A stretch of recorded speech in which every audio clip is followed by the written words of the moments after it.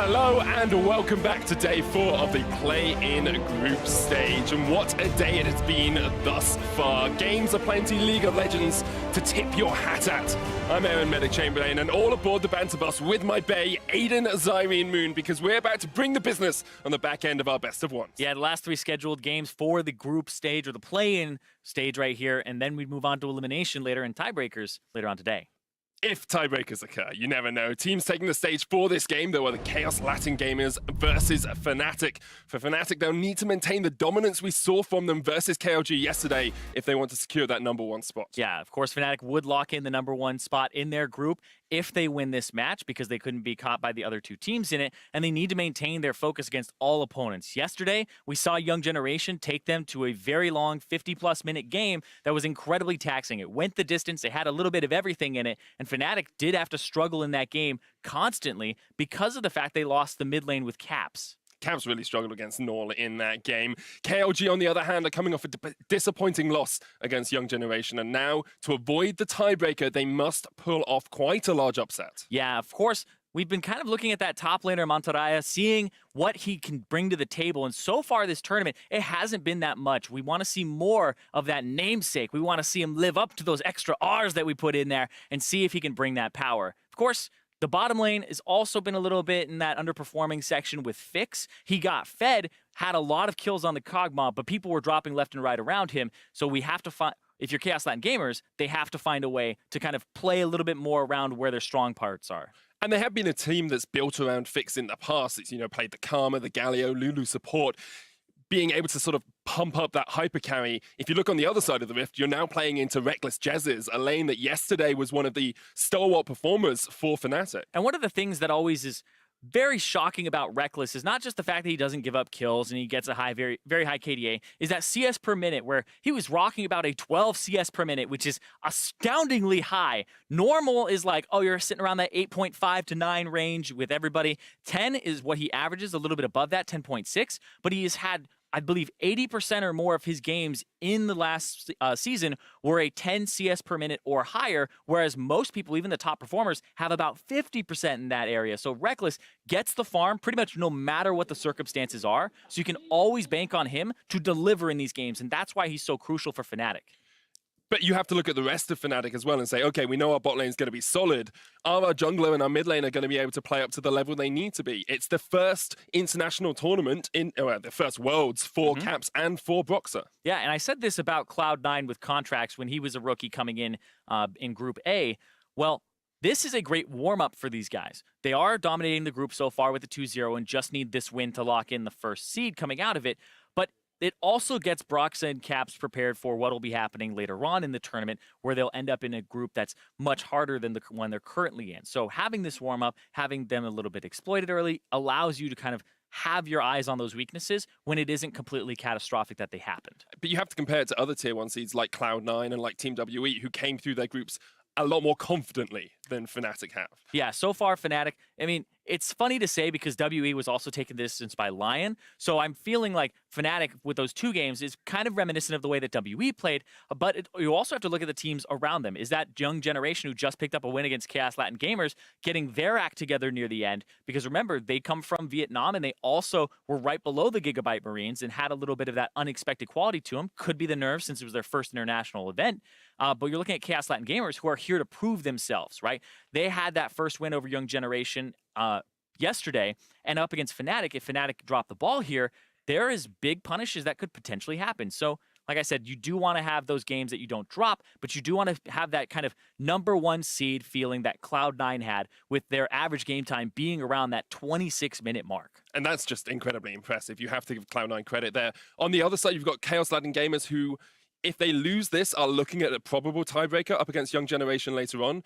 Even if they do lose, you want to have a good performance against Fnatic. You want to be able to get a little bit of your mechanical prowess in there. You want to be able to show up a bit to give yourself confidence coming into later in the day. Well, also, you don't want to leave it up to chance. If you can beat Fnatic, then that puts the pressure onto Young Generation, who play Fnatic later on in the day, to have them upset Fnatic and try to get back in that tiebreaker scenario. We are on to pick some bans. It's Chaos Latin Gamers on the blue side, Fnatic on the red, and Syndra and Rakan removed by KLG. Sejuani and Jarvan by Fnatic. I actually really like the Rakan ban being picked up by most teams on blue side, because when you pick the Xayah first pick, the enemy team will take the Rakan in their first rotation, and then they'll have something like Tristana and Rakan. Whereas if you were forced to pick the Rakan first early, they'll be able to take the Xayah away and have that strong AD carry for themselves. And now you just leave flexibility up instead of that all-around great kind of AD carry or support that can actually abuse Ardent Sensor. Fix is going to get the Xayah locked in first here for Kaos. And what we tend to see is then, Tristana perhaps left until the second rotation of this first set of picks and bans. The Rek'Sai locked in early for Broxer as well. More of an aggressive jungler, something that we saw a little bit of him doing yesterday. Jez is going for the Janna. Does give us that Ardent Sensor early on, Zyrene, and Jez is very happy about the fact he can just stand in lane and press E. Yeah, he looked pretty pumped up there that, nope.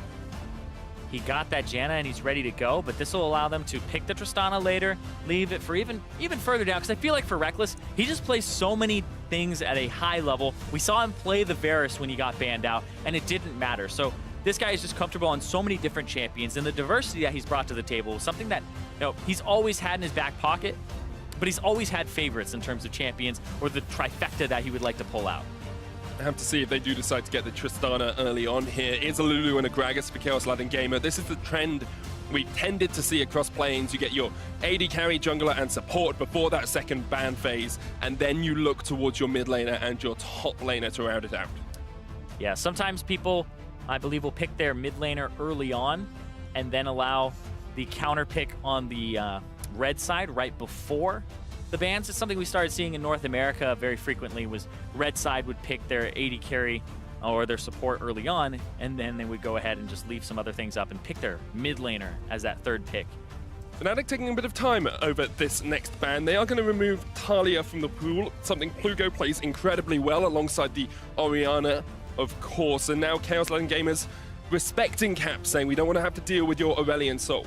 Yeah, it's actually been banned against him previously as well, making sure that he's not able to pick up that champion and, throw the kind of the spanner in the works. It was banned against him by Hong Kong Attitude in that match that went the distance. We'll see what the response is here, because a lot of mid laners being banned out.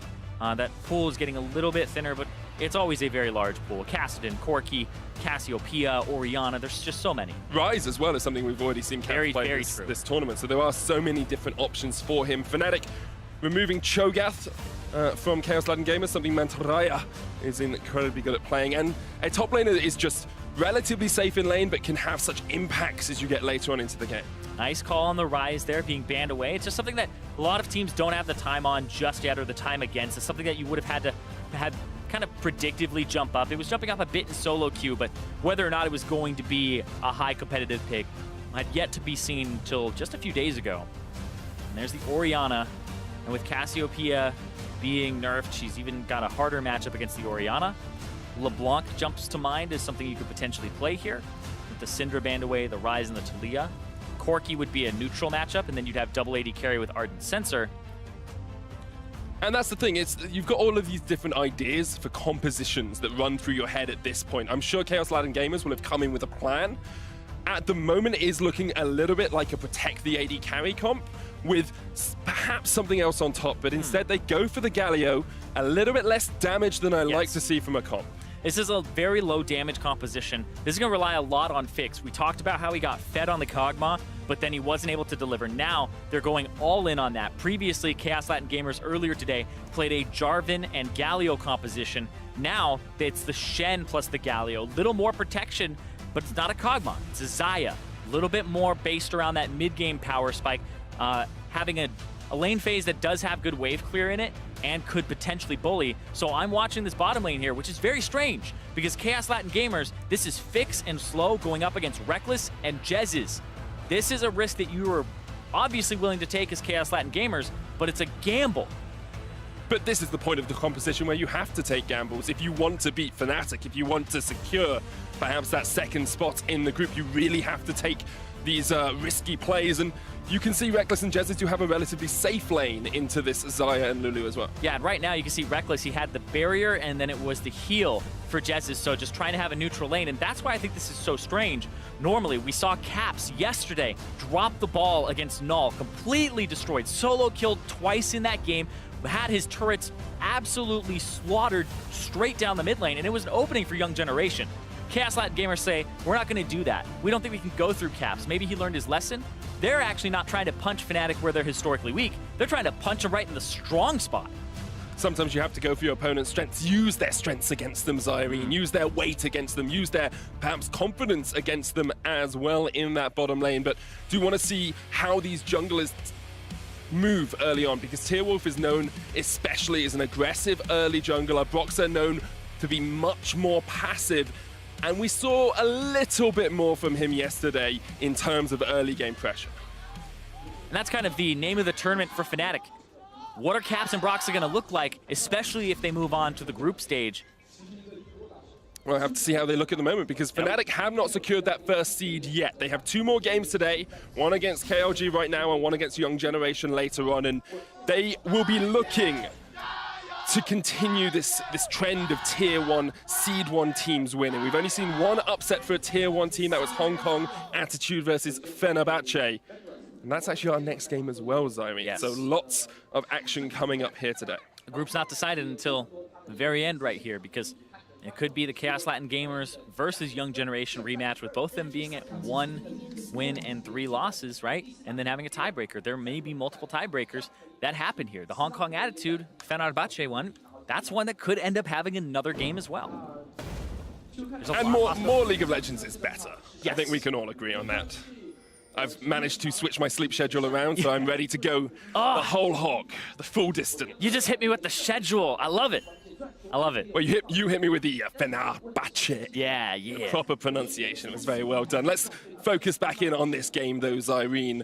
KLG do not have that much damage in their top or in their mid lane. They're looking towards bot. So what does Tearwolf do to facilitate that for them? So he's going to have to track where Broxah is as this early aggressive jungler on the rec side, but not get too close, because this bottom lane from Fnatic, I feel like what you can do as KLG is you can either be very aggressive with this Lulu that has Ignite and try to push up and be, just a very offensive force here, but I don't feel like you're going to get much from Fnatic. The Janna lane is something that, as a jungler, you never really want to go towards. Then it's a barrier plus heal in that bottom lane, and it's a relic shield and a coin. So they're just trying to get to Ardent Sensor for Jez's. This lane is dedicated to scaling, but that means they may give something up. And that's what I'm tracking here. This is Reckless. We talked about his CS per minute. He's already off to the races with his CS, basically leaving nothing up to chance or in the opponent's hands, just dictating it immediately, even though the lane is supposed to be a bit more passive. Did start off in the lane, which gives KLG the knowledge that Broxah probably isn't starting on his blue side jungle, probably up towards that top side. So Tearwolf can play around with that little bit of intelligence he has. KLG are able to force Reckless and Jez's back a little bit, push them off this wave.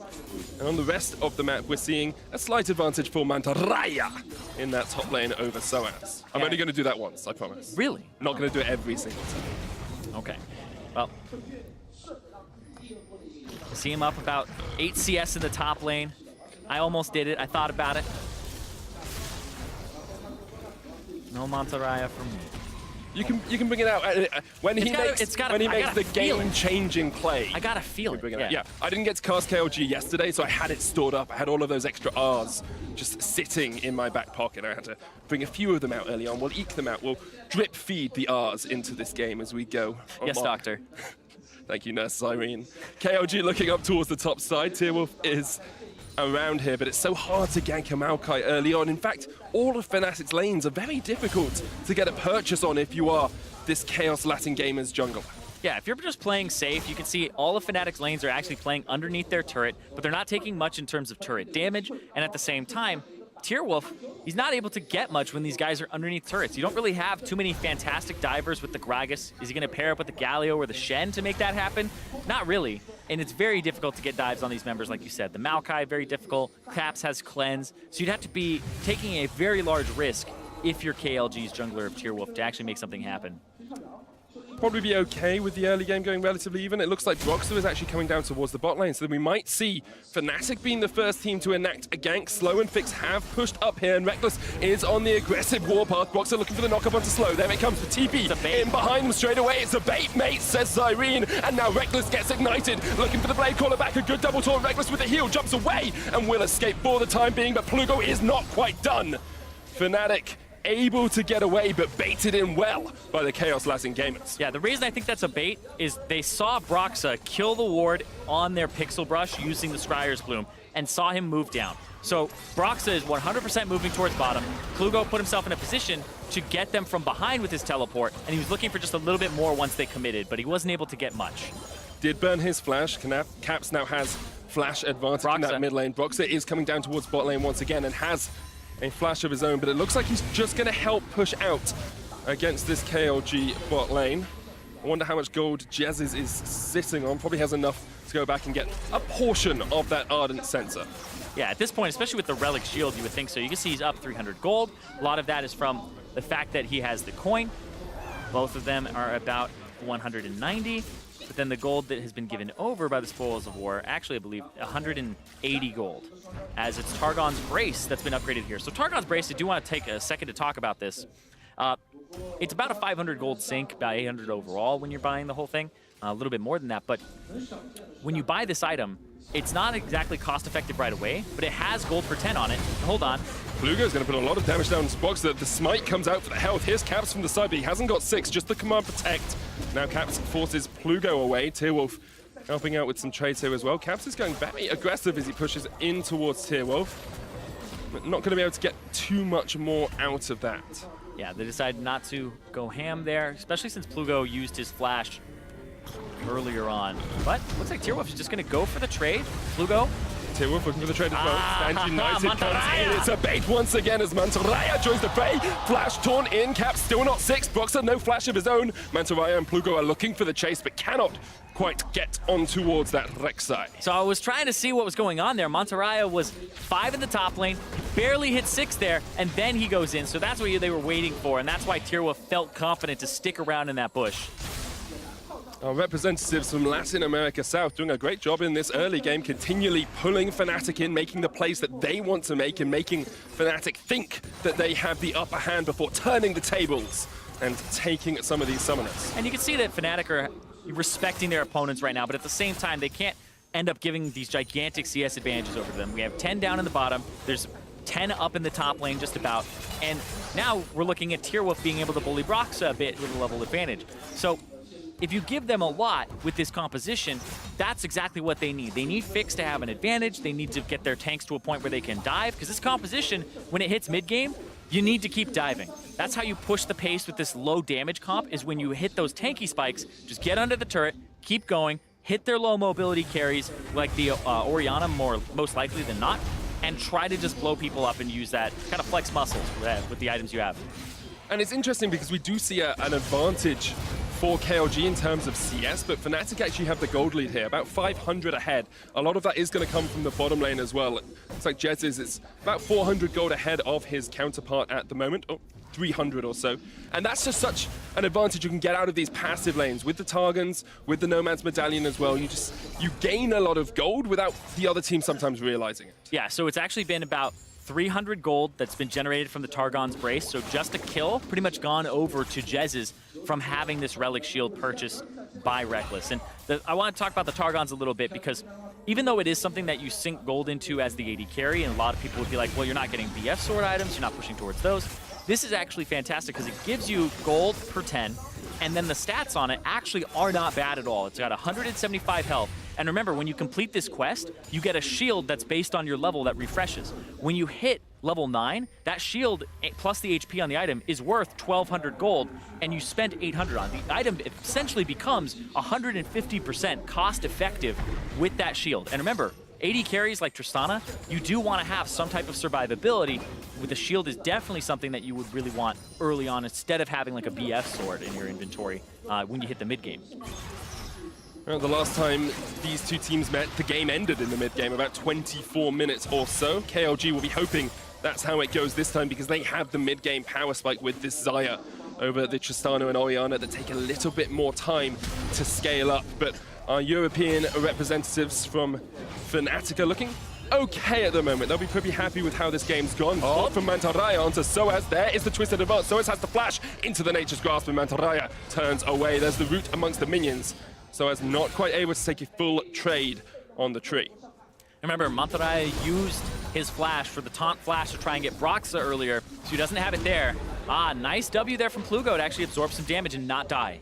Damage reduction from the shield of Durand is very good. We're just rolling all our R's now? Yeah. Okay, see, here's the thing. I have something called a roticism, so I struggle to pronounce R's in the best of time, and rolling them helps with that, which is why I love the name Mantaraya in that top lane. And he's doing a pretty good job thus far. Now picked up his Tiamat, looking perhaps towards the Titanic Hydra, as he's got a Ruby Crystal and a long sword for himself as well. Soez has answered that. He said, I'm going to get a Balmy Cinder, and I'm going to get a Bramble Vest. Yeah, when you're up against this composition that has Fix as the primary source of damage, I feel like what you do here is you go for mostly armor, and you can maybe buy, I would say, an adaptive helm, because you're going to most of Galio's damage is the ticks over time from his Q, and then also the Shen pass through of Q hitting multiple times. So in terms of magic damage, it would be that. Maybe you get a single one, just kind of rely on Gargoyle Stoneplate or Spirit Visage, but I would say Adaptive Helm may be the best one in this situation if you feel like you're going to take much damage from those other guys. I want to take a step back for a moment here, Zyrene, as well. It's a relatively slowish early game. We're 10 minutes in, not too much has happened. We've seen Summoner spells traded, but I really want to look at Kaos Latin gamers and their position in the tournament. Currently sitting at 1 and 2, beating Young Generation yesterday and then losing them to them today.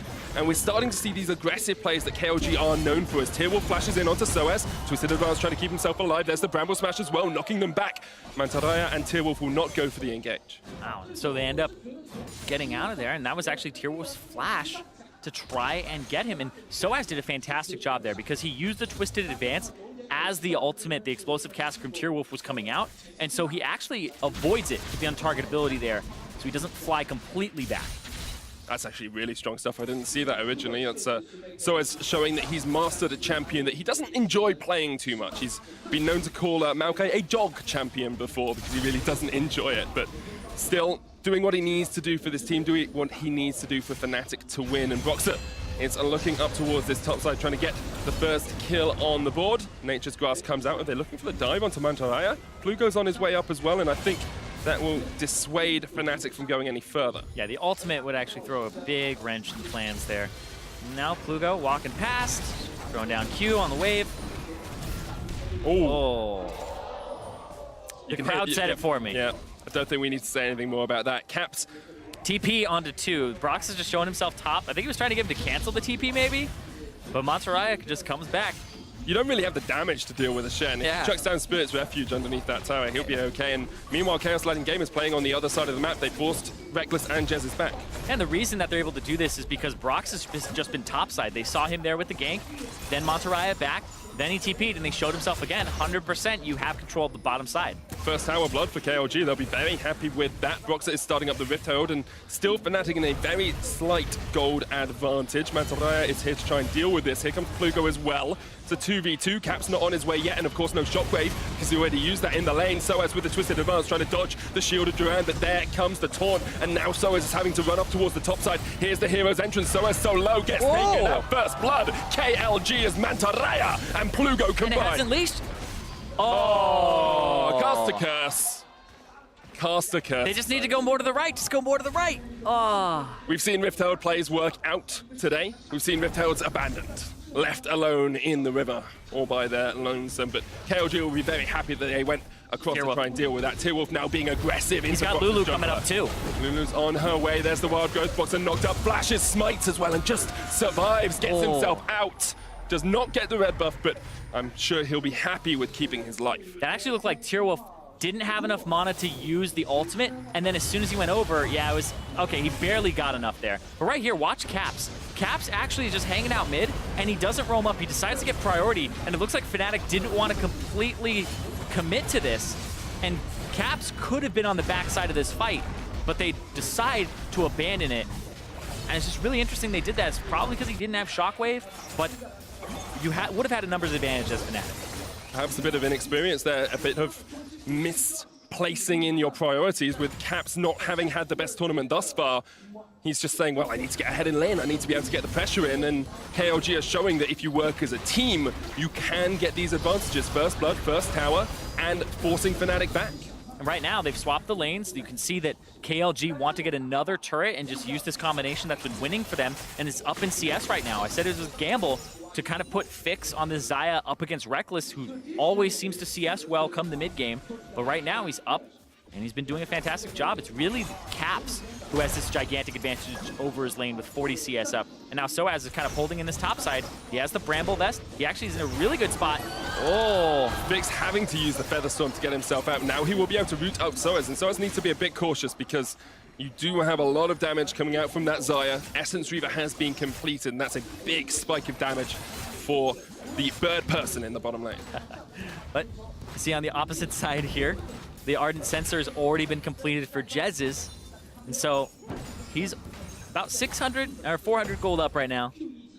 And so he's able to complete that early, and that gives Reckless even more pushing power, allows him to push down this turret, and they're just going to trade top turret to this bottom turret, whereas Brox is now on the Dragon.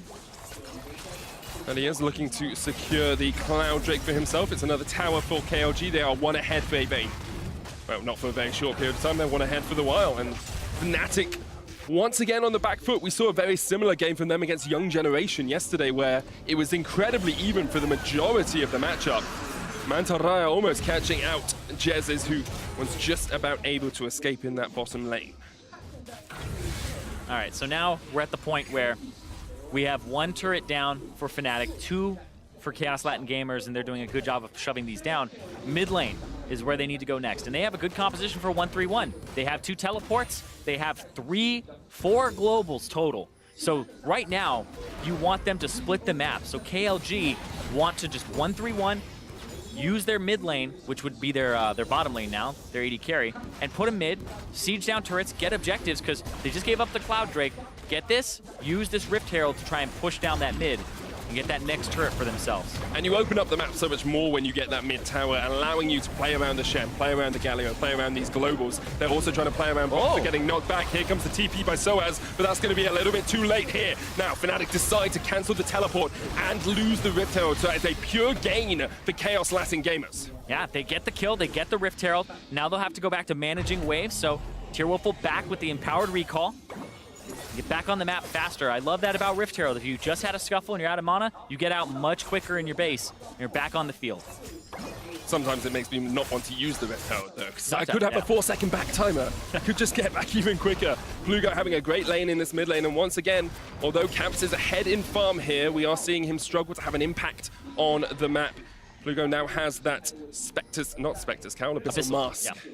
It's something that I've been seeing a lot when Galio was just played in the mid, both in solo queue and in professional play, is that this champion is just so hard to get stuff from. So even though you have a 50 CS advantage plus for Caps right now, he's about that 60 mark, it's very hard to get things from this Galio because of his teleport, because of his ultimate, and the damage reduction. So it allows players who may not be, just objectively as good as their counterparts, a way to kind of be alive in that lane and provide for the team. So right now, though, top lane, we're seeing double globals on the opposite side, Soaz no teleport, so Mantaraya could join this. They're just going to try to siege down this turret here. Tearwolf on the back side. Jez uses such an early Monsoon. They give up the tower for this, and that seems to be what Fnatic have been doing a lot over the last couple of minutes. Giving up Rift Herald, giving up TP advantage, giving up towers. KLG now go ahead in terms of gold, 500 gold ahead for the first time in this game, and they are looking very strong here, Zyrene. Yeah, it's a hard thing to do for Fnatic and for most teams, is to give things up. Watch as Jez checks it. He saw it. Still has to use the flash though. Yes. And that's another summoner given up, trying to get vision, didn't even get a ward in the bush. Just saw that Tearwolf was waiting around the bend. This tournament almost echoes the history of Chaos Latin Gamers as well, because they started off pretty well and then they struggled, and now they're looking to come back. And last split, they actually finished quite low. They were in the promotion tournament. Yeah, they won 3-1 in the promotion tournament, I believe, and now they've come back and they are champions of Latin America South and are challenging, teams like Fnatic, who I'm sure 6 months ago they never thought they'd have a chance of facing. Yeah, the CLS champions are honestly bringing it a little bit in this tournament, but especially this game here, because that was something that takes a lot of kind of bravery to do and try to match Fix up against Reckless, who is a name that's known across the League of Legends scene, especially in the last few years, even when he came up as a prodigy. So Fix is somebody, he's trying to put his mark on League of Legends, put his mark on this game especially up against Reckless, who right now you're seeing him pick up whatever farm they can funnel him. It's typical Reckless, but it's typical Fix as well, because he's put a mark on this team. It was actually Mantaraya, Fix, and Slow who were brought in coming into this split that have really helped transform Chaos Latin Gamers. And coming up to the 20-minute mark, they have a small gold lead over Fnatic, and now they're looking for that mid tower that we talked about, Zoe. Yeah, the fact that they use the Rift Herald on the top side means it's kind of harder to get this one in the mid, of course. But the wave clear is something you always have to watch out for. And I'm looking for the 1-3-1 split. They're just going to let Fix walk up and just get Ardent Sensor on him from the Lulu. Just auto attack away. Well, down to half already. Good chunk of damage there. We are starting to see Caps continue to extend that gold, that CS lead in the mid lane, 80 ahead of his lane opponent. But this is the thing with tanks as well. After you start getting a couple of items, the more items you get don't give you as much of a bonus as perhaps they would do on an AP mage. Yeah, and just to put it in perspective as well, he's about 75 CS up right now. He's actually only up about 600 gold because of the 2 kills that went over to Plugo. So he has those 2 kills, he has 2 more turrets worth of gold, and it's just a small difference here instead of a massive one. And because of the objectives as well, Slow and has been able to make up some of that gold difference in the bottom lane. That Targon's Brace not doing as much now as it had done before. Targon's Brace has earned 977 gold on the side of Reckless, so giving over a ton of gold to his support. But almost, like you said, it was kind of made up. An extra 1,000 gold going over to the support, and now Jez and Reckless will be able to secure a tower for themselves in the top lane. Game slowed down a little bit here, more just chip damage happening across the lanes, and with Mountain Drake being up in 20 seconds and Baron live, that's where I expect to see these next team fights occurring. And the mid lane is something big right now where both teams are kind of converging around it, and like you said, the Mountain Drake is important. Of course, getting mid priority is the name of the game right before that spawn. I'm sure one of our people on the analyst desk would talk about that for quite a while. Mark Z, very well known for his mid-priority debates and discussions. Yes, I don't know how much of a debate it is. I feel like it's a concept in League of Legends that you really just have to understand mid-priority. Right now, I feel like KLG have it, and they're just going to be able to get this. It opens up the map for them now. They're able to come down this river, secure themselves a Mountain Drake, 22 minutes in or so. It's a big Drake to have as you're pushing towers. So what Fnatic literally just did is we look at things and we go, oh, that's a free dragon. Nothing in League of Legends is free. What they've traded is, Fnatic have traded a Mountain Drake over for farm on Reckless. He pushed out the top wave, he got to sit there. Normally you would be like 80 carry, come down to the dragon, and then you have to have the 80 carry and mid laner split farm as you have like the Maokai top to get that. And they're just saying there's more important things in this game, and it's getting Reckless farm to hit that mid late game. So you're seeing it in action where Reckless split pushing is a very active choice for them to funnel it because they value that very highly. And both he and Caps are averaging well over 10 CS a minute. So they are getting that farm, they are getting that gold on towards them. Caps has finished the Leandri's Torment. T-Wolves gets jumped on here by Reckless, looking another for reset. the recharge, but here comes the Galio, and perhaps Reckless has been baited in, knocked back Mantaraya there as well. The taunt drops up Fnatic at 5 members, and now Reckless is still alive. Already we're going to see the KLG members falling lower and lower. The Shockwave double flash. Here comes the Featherstorm from Fix, but already Soas has been able to kill T-Wolves. Slow dead as well. KLG had no damage, and Fnatic had the members to back up Reckless. Like we said, super low damage composition. Plugo, Mantaraya, Tierwolf, they had the tanks there. Slow gets there. Fix is the last one to show up to the party, and he's the most important person. He was the birthday boy. He was the birthday boy, but he wasn't able to make the plays that he needed to do, and KLG gave a few presents over to Fnatic, but at the moment they're trying to be the party upsetters. There's the Baron falling, Fix dead as well, and now KLG have to run for the hills. Plugo caught out the explosive charge, doing a lot of work. He's going to get taken down eventually by Fnatic, and Fnatic will get 5 kills and secure themselves the Baron. And Cap's gonna get shielded. Mantaraya not quite able to make the big play he wanted to there. He goes down as well. 5-2 in favor of Fnatic, 2 towers to 3, but Fnatic now in a dominant position with this Baron buff. And man, Fnatic immediately are able to just push, use this advantage, and this is just huge for them. The fact that they found that fight, Reckless jumped forward off of a reset from a stacked up explosive charge, even though it looked like he was about to get completely comboed by KLG, the damage wasn't there like we said, and now Reckless gets to kind of take over this game with his CS advantage, and Caps, we said he didn't have a great game before, and when he played against Young Generation, this one is much better for him. CS advantage, almost flame horizoning, and he was crucial in that team fight. Great team fight from Fnatic. We'll look at it once again as Tearwolf gets caught out to start it off. And those are those 4 autos that Reckless needs on the explosive charge to get a reset on his jump. He flashes away, gets taunted after a single taunt. Now he's half HP, but the Janna heal comes through, and Fix is still walking up, and Soaz was doing a great job of zoning. Fix finally gets in there, but then he contributes an ultimate and has to back up. So the one big physical damage dealer on the side of KLG was late to the party. And that's all it takes when you've only got one massive damage dealer. That person has to be with the fight the entire time. And watch just how quickly he gets blown up here by Caps with no ultimate, because Caps is level 15. He is such a high level right now that is a QW and then a Q, and that kills the man. Yeah, my man just dies in that sort of situation. It's not too hard to work out the medical diagnosis behind that, or the medical pathophysiology, as we like to call it, when we're trying to sound smart. Now, bottom lane tower is the next target for Fnatic. 5 turrets to 3 up with an 8,000 gold lead that is just continuing to extend. Fnatic have played to this composition almost perfectly, giving up what they needed to early on against Kaos Latin gamers, who are more than willing to take those towers and take an earlier gold lead. And now they're just sieging it up. Feel like they can just shield Reckless, have him walk up, put shots into the turret. He's not afraid because he knows he can buffer the rocket jump. Shockwave onto Tearwolf as well, just to force him back. Broxer, you lot. can think you could sense it. Almost. Right? Do I Void Rush? Do I Void Rush? Not quite, but Soaz is going to jump into the back line here. Comes the Hero's entrance, the knock up onto Mantaraya, but the root actually cancels the Galio coming into that fight. Redemption for Fnatic as they try and take down KLG in the base. 26 minutes in. Fnatic are not done with this fight yet, but perhaps Reckless is done as he gets knocked in. The Stand United comes out to keep Fix alive, and KLG are now the ones on the back foot as Fnatic continue to pound down, to continue to step forth and say, KLG will take you on in your base. Cab splashes in, Fix goes down, and there's the double knock-up onto Mantaraya as well. He is going to go down to Pound Town as Fnatic continue to clean up kill after kill after kill in the base of KLG.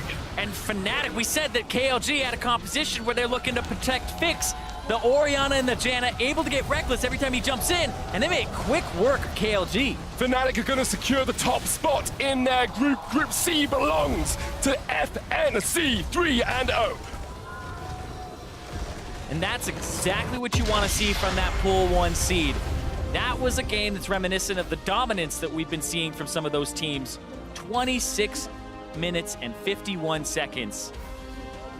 It took them some time. It took them some time to really come online, but what I love about it is the fact that they were willing to wait it out. They were willing to give up towers when they needed to, and they knew if they could get that one pick, that's when the game would turn in their favor. Yeah, and Caps did a fantastic job of biding his time and just CSing. He knew that the CS advantage was going to be enough. His level advantage manifested itself at the Baron, and then just giving these shields over to Reckless when he jumped in, saving him with all that extra AP. There just wasn't enough damage on the KLG side, and Fnatic knew that that was kind of just going to show itself if you let the game get to that mid-game point without dropping anything. If you let Fix get fed, it's a completely different game. But because he wasn't, and because he didn't get his feet off the ground, they were able to just stall it out, make sure nothing happened in the early game, which was what they were trying to do, is just play under turret, and then hit that mid-late game and just have those team fights with Reckless. Well, to get their thoughts on that win, let's send it over to Dracos and the analysts. Thank you very much, Medic. Now, in an earlier game today, Chaos Latin Gamers, they tried something in draft. They tried putting everything on to the 80 carry. It did not work. They tried again. Tell me what happened, gentlemen. It did not work. And like Rusty was saying, you know, this is something that they do domestically a lot. Yep. But I think it's time to realize that it doesn't work here. And I felt like they were too slow to learn that lesson. They try and go all in once again with that strategy, and it completely comes up flat. Yeah, the thing with this composition as well, having one carry when they're against Fnatic's comp, is that they just have to dive bottom. At level 6, it's Shen this time for Mantaraya, which is a great champion for him, almost a signature champion that you shouldn't give him. We saw a good performance from him, but he's going bottom lane. He's absolutely going bottom lane with the Galio. However, that wasn't the case. They decided to help each other. It's just that they couldn't help the bottom lane enough to get them far enough ahead that you could compare that having one carry to what was the 3 of Fnatic. Yeah, I mean, they did win bottom lane on the side of Chaos Latin Gamers. You know, they took the turret first. They had a small CS lead, I believe. But like Rusty's saying, it doesn't matter if you gank the Shen lane unless he gets huge. They never actually converted any of those kills. Soaz did a good job withstanding that pressure. And then as you head into the mid game, Fnatic's comp just has so much more options in terms of dealing damage. And one of the the big issues that we've talked about in this tournament is that teams, rather than playing their own game, will attack kind of what their opponent is trying to do. We've talked about whether or not that is the right choice. Of course, Shen, it's a great pick for Monterrey. We can't take that away from them, but trying to play around the bottom lane against Fnatic, a team who has seen success pretty much exclusively when they are playing around their bottom lane, feels like a risky gambit. Yep, it's a very risky thing to do. So maybe you don't want to play around it, but I will give credit where it's due to KLG for doing well when playing around it. The ultimate problem still comes back to that draft of having a Galio. And this comes back to your point of, are they playing around having a Galio for themselves, or are they taking that Galio away from Fnatic? And what does this ultimately give them when they're lacking in that extra damage source because they get walked over? Yeah, I really don't have too much to add to that. It's just this comp does one thing. It has to snowball, it has to get the AD carry fed, and your AD carry is ahead of the other one, but that's not the same thing as being fed. Yeah, and we can see exactly what happens when a team fight starts to turn against them when they don't have enough damage as we look at a replay brought to you by Acer Predator. And this was honestly just pretty from Reckless. It was such a good Tristana performance, and it's more so, not that he's doing anything outstanding, you know, it looks like he's a bit too deep, it's that he's trusting the rest of his team. The Flash, maybe he doesn't get over the wall, but there's an Orianna and a Janna to keep him alive, and then the communication's very clear from them as to who their targets and priorities are going to be. And the big thing there was Fix. It did take him a while to get involved in the fight. He was getting zoned out, but then once he got there, he whiffs his ultimate, and that's the problem is if you are supposed to be the man, you are the damage dealer, you cannot afford to have team fights like that. It's unfortunate his front line couldn't have finished off Reckless because they did get him very low, but they actually need him to be the one who's kind of going to be the big playmaker who's going to melt the rest of the front line. And even if they got Reckless there, he was still not having any impact in the fight. Yeah, it definitely has been that rough road for KLG. But now looking Fnatic, they have locked themselves in. They are looking strong overall in terms of wins. But when we look at the actual games, it does still feel like there are some small hiccups. Once again, we compare them to Cloud9. I think EU and NA always going to be the most obvious comparison as a Western audience. Cloud9 looks so incredibly dominant.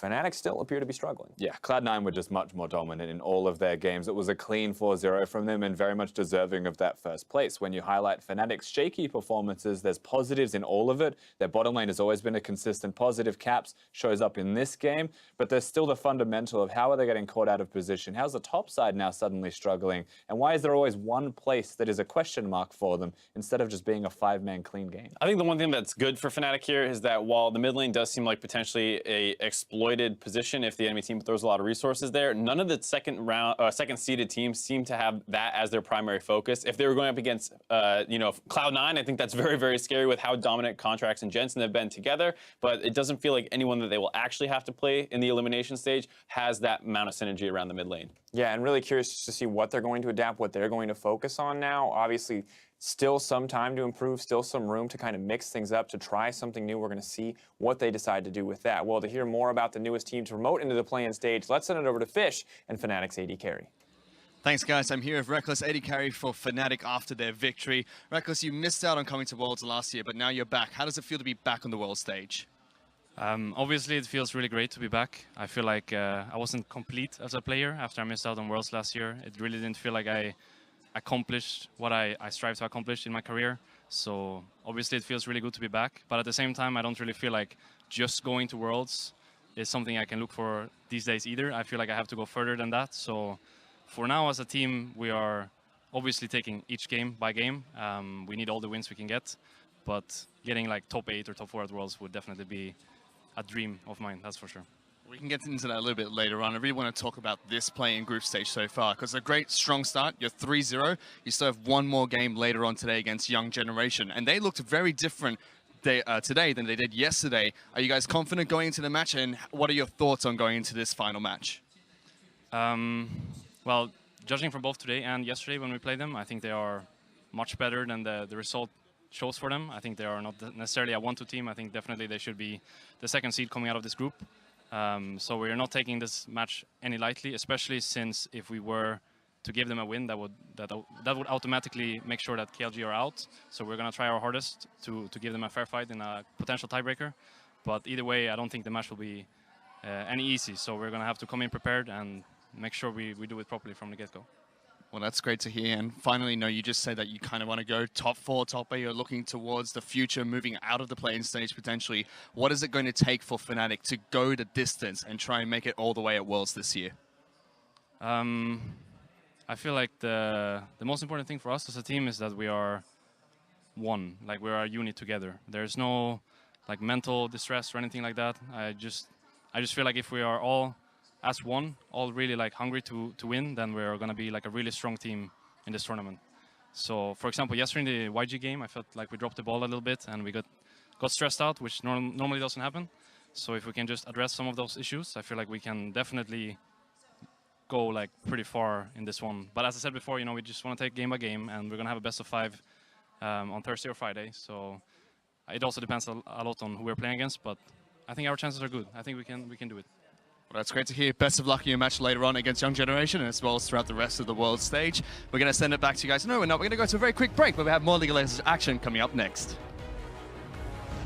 And now Soaz is having to run up towards the top side. Here's the hero's entrance. Soaz so low, gets naked at first blood. They're also trying to play around box. They're getting knocked back. Here comes the TP by Soaz, but that's going to be a little bit too late. KLG members falling lower and lower. The shockwave double flash. Here comes the feather storm for Fix, but already Soaz has been able to kill Tyrell. KLG will take you on in your base. Cap splashes in. Fix goes down, and there's the double knockup onto Mantaraya as well. Group C belongs to FNC.